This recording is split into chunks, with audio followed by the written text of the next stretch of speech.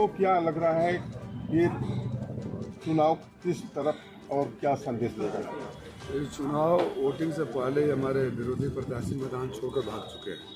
आप तो ground level के रिपोर्टर हैं, कोई दिख रहा है जो भी प्रत्याशी हैं, जो भारतीय जनता पार्टी समर्थित प्रत्याशी हैं, वो कहीं कितने कब मिले थे आप उनसे?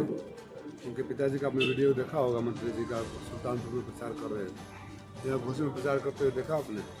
दूसरे प्रत्याशी को देखा?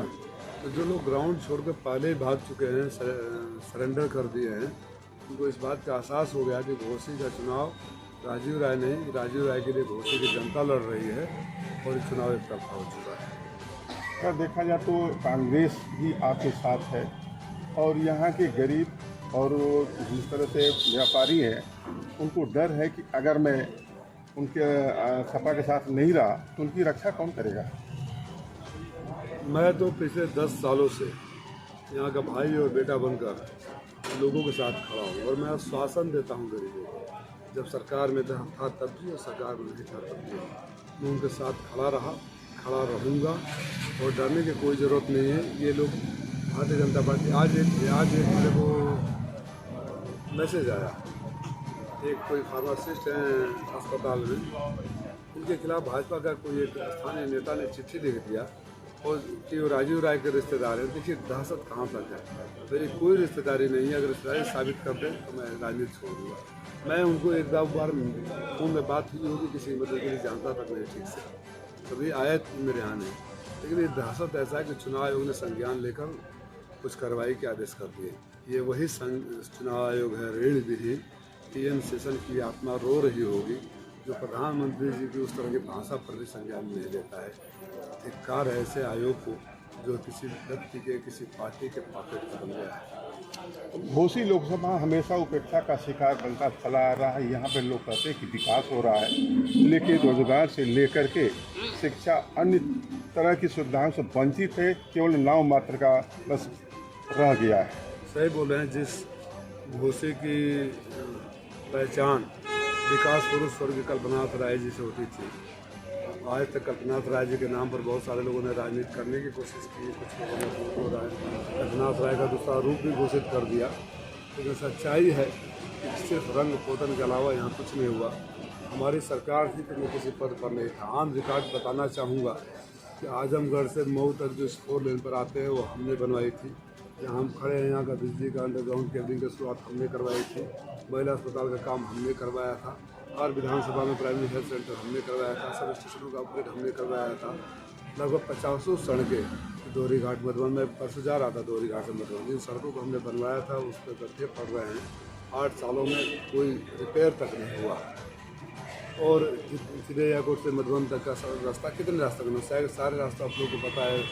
चिड़िया का रास्ता, बहादुर वाला, गाजीपुर बहादुरगंज वाला मार्ग, ये सब हमने करवाया था। बता दें, मैं तो चुनौती देता हूँ सरकार को कि आइए ना, एक आप लोगों के सामने खुले मंच से जगह और टाइम वो चुन ले।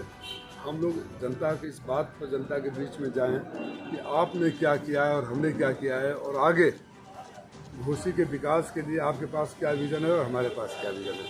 विकास नारों से नहीं होता, विकास भाषणों में नहीं होता। देखिए, हर जगह की आर्थिक, सामाजिक और भौगोलिक स्थिति अलग होती है, तो विकास भी वहाँ के हिसाब से बनना चाहिए। देश में ये हमारा जो घोसी है किसानों और बुनकरों का इलाका है। किसानों की हालत ये है कि जगह जगह रोज़ फसलों में, खड़ी फसलों में आग लग रहा है कि वो ट्रांसफार्मर और बिजली के तार जर्जर है। तो हमारे किसान गर्मी में आग बुझाने के लिए आग से लड़ते हैं और जाड़े में जानवरों से फसलों की रक्षा के लिए ठंड में मरते हैं। बुनकरों की हालत हुई होगी कि जिस देश में किसान 1 लाख आत्महत्या कर लिए, बुनकर पे आत्महत्या के कगार पर खड़े हो गए। तो ये बड़ी बड़ी जो बातें कर रहे हैं, ये लोग भी इंतजार कर रहे हैं कि कब आए।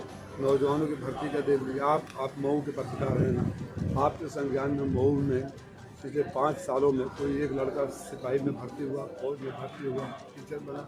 इस तरह की सरकार जो नौकरी नहीं दे सकती, रोजगार नहीं दे सकती, उसको बेरोजगार करने का फैसला जनता ने कर दिया है। इस तरह से देखा जाए, ओम प्रकाश राजभर ने एक बयान दिया था कि अखिलेश और राहुल दोनों बच्चे हैं, इनको क्या मालूम राजनीति का। अच्छा, उनका जो बच्चा यहाँ चुनाव लड़ रहा था वो दिखाई दे रहा है क्या कहीं? अपने बच्चे को क्यों नहीं कहते कि जाओ, हमने तुमको लोकसभा का टिकट दिलवाया है, क्षेत्र में रहो। खुद तो सुल्तानपुर में प्रचार कर रहे हैं। ऐसे बड़े बोलेपन जो हमारे स्टार प्रचारक हैं, जो अपने बच्चे को कभी बलिया से लॉन्च करते हैं, कभी बनारस से लॉन्च करते हैं, और इस बार हैट्रिक हार का लगाने के लिए घोषी भेजे हैं। अपने बच्चे के बारे में सोच रहे, बाकी बच्चे को अपना ध्यान रख लेंगे। तो क्या ये कयास लगाया जाए कि यहाँ की जनता जो यहाँ उपेक्षा का शिकार थी, अब उससे वंचित नहीं रहेगी? मैं चुनावी दावे वादे नहीं करता। मैं घोसी के मालिकों से बोल रहा हूँ, आप कहीं खड़ा करो। अगर मैंने जितने काम किए हैं उसका 25% काम भी किसी ने किया हो जब सरकार थी। जब सरकार नहीं थी तो जिस तरह से कोरोना, बाढ़, कटान, लॉकडाउन, ट्रेन दुर्घटना, लोगों का यहाँ जहाँ खड़े हैं, एक संतोष मामा बैठे सुबह से शाम तक एक ही काम है, गरीबों का इलाज कराना। कोई कर रहा हो तो करे।